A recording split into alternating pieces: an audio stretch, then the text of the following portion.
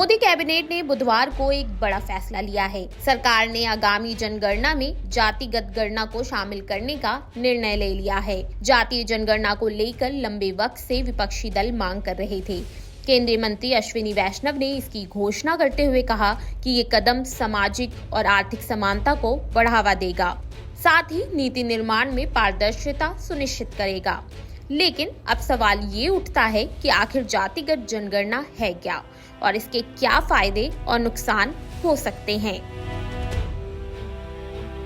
चलिए आसान भाषा में आपको समझाते हैं क्या है जातिगत जनगणना।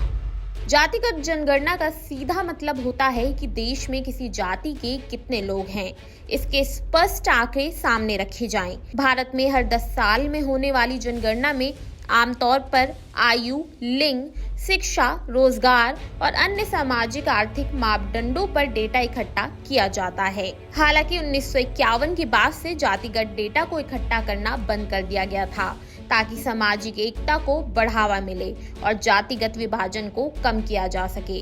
फिलहाल केवल अनुसूचित जाति यानी एससी और अनुसूचित जनजाति यानी एसटी की जनसंख्या का डेटा इकट्ठा किया जाता है, लेकिन अन्य पिछड़ा वर्ग यानी ओबीसी और सामान्य वर्ग की जातियों का कोई आधिकारिक आंकड़ा उपलब्ध नहीं है।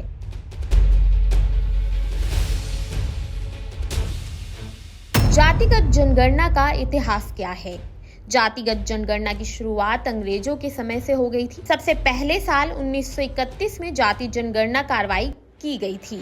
अंग्रेजों के दौर में तो वैसे भी हिंदुस्तान के लोगों को जाति के आधार पर ही देखा जाता था। ऐसे में तब ऐसी किसी भी जनगणना को होना काफी आम बात थी। वैसे एक बात तो तब भी तय कर दी गई थी कि हर 10 साल में जातिगत जनगणना करवाई जाएगी। ऐसे में 1941 में भी इस प्रक्रिया को किया गया, लेकिन तब आंकड़े सामने नहीं रखे गए। तर्क दिया गया कि जाति आधारित टेबल तैयार नहीं हो पाई, ऐसे में आंकड़े भी जारी नहीं हो पाए। फिर देश आजाद हुआ और 1951 में फिर जाति जनगणना करवाई गई। यहाँ पर पहली बार इतने बड़े सर्वे में ओबीसी वर्ग को शामिल नहीं किया गया, सिर्फ अनुसूचित और अनुसूचित जनजातियों को जनगणना में रखा गया। 2011 तक ऐसा ही चलता रहा। जनगणना तो हुई, लेकिन ओबीसी वर्ग को लेकर ज्यादा जानकारी सामने नहीं आई। जातिगत जनगणना की अब क्यों जरूरत?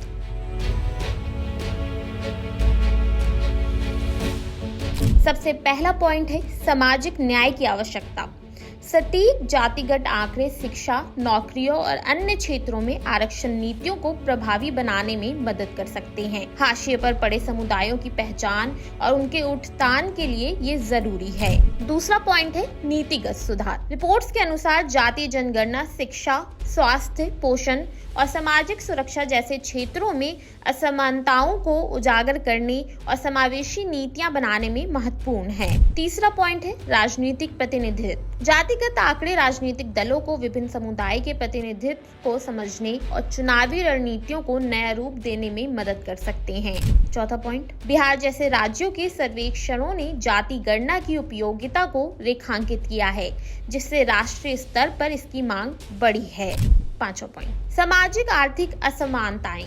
जाति अभी भी भारत में अवसरों और संसाधनों तक पहुंच को प्रभावित करती है। आंकड़ों के अभाव में लक्षित नीतियां बनाना मुश्किल है।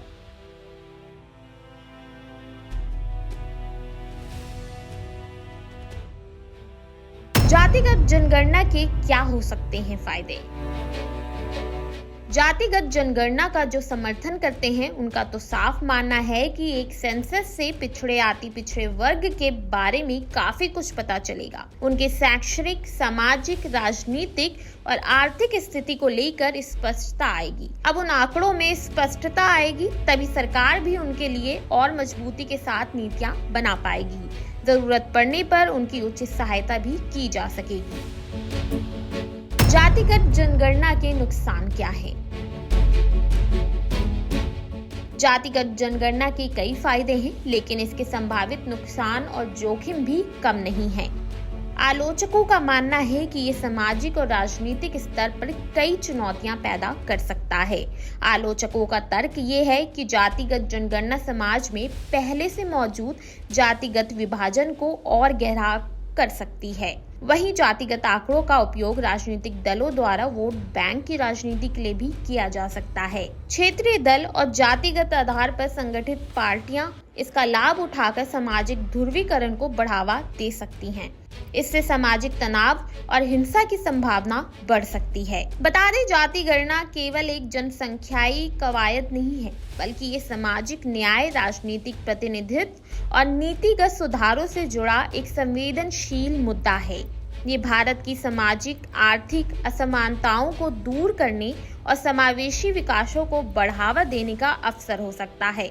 आगामी जनगणना न केवल भारत के सामाजिक ढांचे को समझने में मदद करेगी, बल्कि ये भी तय करेगी कि देश समावेशी भविष्य की ओर कैसे बढ़ता है।